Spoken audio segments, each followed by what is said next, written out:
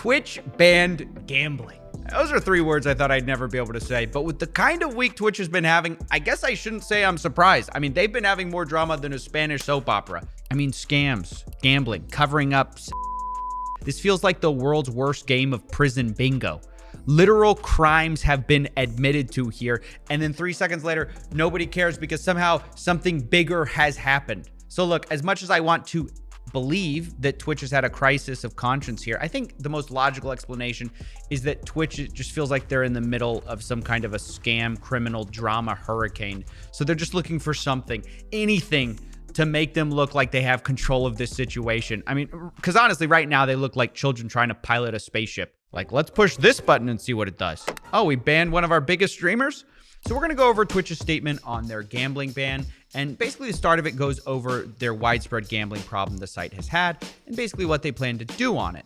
Interestingly, they seem to kind of admit that their old system wasn't working. They say gambling content on Twitch has always been a big topic of discussion and something we've actively been reviewing since our last policy update in this area. So the full lore on this, if you've been a longtime subscriber, is basically this isn't the first time Twitch has been criticized for this. We've actually personally been through a Twitch gambling arc. Remember a year ago, Mudahar and I teamed up to defeat the gambling meta on Twitch, and we failed because, I mean, okay, yes, everybody left Roobet, right? Steve will do it, stopped gambling for like a week, and then everybody moved over to Stake, and, you know, it was even bigger than, I mean, basically we converted everyone from beer to cerveza, right? It was like the same thing, different name. Anyways, around that time, Twitch issued a statement because they were getting so much heat about this whole gambling thing and, you know, ruining people's lives because the stories in gambling addiction are so horrific, so they had to do something. So Twitch announced that they're going to ban affiliate codes, which basically meant the biggest streamers couldn't directly link their affiliate codes on these gambling websites and make even more money. But this did basically nothing because, of course, you can just find the code 2 seconds. You know, it's not hard. So now slots are basically bigger than ever this year. Sites like Stake are pumping in millions, tens of millions to get the top streamers to gamble on their website. Like basically people like XQC and Trainwrecks are full-time casino employees essentially. And basically they're part of the reason that slots are now a top 10 category on Twitch. Literally, they've had like 45 million watch hours just this month. And I know that number just seems impossibly huge. So let's compare it to this. Fortnite got a similar number of watch hours this month too. So yeah, Twitch's efforts to curb gambling content or whatever worked about as well as shooting a squirt gun at a house fire. And I guess they seem to kind of acknowledge this when they say some people circumvented those rules and exposed our community to potential harm. Like, yeah, no duh, people circumvented this rule. So Twitch is basically saying like, okay, no more Mr. Nice platform. They're going to take a harder stance. And they actually did in a weird twist. They decided to ban slots, dice, and roulette and are banning all the biggest crypto casinos. I mean, this is big news, guys. Stake, Rollbet, Duelbits, and even Roobet, who, of course, we've talked about. I mean, this is a ballsy move by Twitch, especially the fact they named Daddy Stake first. I mean, they know exactly who's putting the big dollars into their platform, and they know who it's going to affect the most. Like, for context, Stake is $1 billion organization. They're huge. They sponsor the UFC, but one of their biggest like marketing vectors this whole time has been that Twitch slots section where they had the biggest streamers just working for them like 18 hours a day, you know, serving up that hot gambling content. So this is a big move by Twitch to just cut it off right there, like name the platform and be like, nope, that's not happening anymore.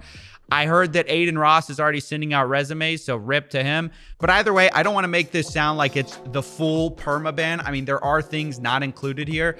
Like poker isn't going away. Neither is sports betting or like fantasy sports, which, you know, is probably because most people see them as less harmful forms of gambling. And researchers say that they're less likely to addict people.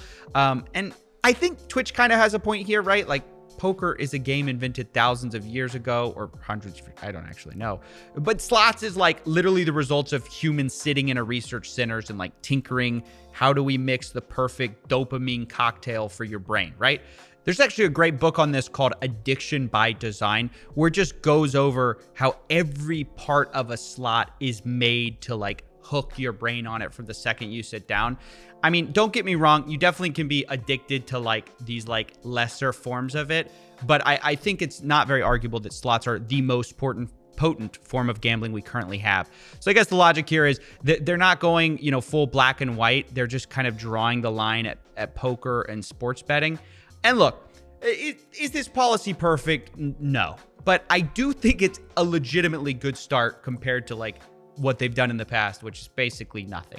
And I know it's going to anger some people, who are going to come in and say, what about personal responsibility? They have a point to this, and I want to address that because I'm all for individual accountability at the individual level. Like, if you're addicted, yes, you have to take personal accountability. No one's going to get you out of your situation.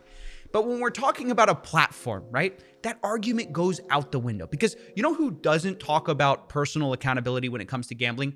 Stake.com. At no point in their revenue share meetings are they talking about like, oh, darn it, people are just taking too much personal accountability. We're losing revenue here. No, they think of people as statistics, as they should. At their level, they know, if we want to pay XQC $10 million a year, this is how many people we need to get on our site. And that percentage of people, we know exactly how many people are going to spend $100. We know exactly what percentage of people are going to get addicted, and et cetera, et cetera, et cetera. They don't view things at the individual level because they're a platform. That would make no sense. In fact, the only time gambling sites talk about personal accountability is when it suits them in the press, right? When it absolves them. Like, of course, the people selling addiction want to talk about how it's your job to not get addicted. And again, like, are they wrong? At the individual level, they're not. That is the only way to solve individual problems. But if the way to solve individual problems is at the individual level, what is the way to solve a platform-wide problem? Well, it's at the platform level, and that's what Twitch is finally doing. I mean, you can't just ignore the fact your platform is the gateway drug for a lot of people to get addicted to gambling forever. And believe me, Twitch has tried to ignore this, but they just can't anymore. So I definitely think this is a step in the right direction. But maybe definitely most importantly, this is a huge win for Coffeezilla shareholders. Some of you guys have stuck with me an entire year when we fought this gambling meta, and to finally come out on top. No thanks to me, by the way, because we haven't talked about it in a while. But you guys stuck in with me. Some of you invested, pumped the stock pre the Roobet investigation split of 2021. I mean, your stock, your dividends are sky high, and you know what? You deserve it, okay? Seriously, though, thanks to everyone who has supported the content. I mean, I don't say that enough, but while reflecting whenever things change like this, it is kind of amazing how much we've grown, and I don't take it for granted. Thank you guys so much for watching.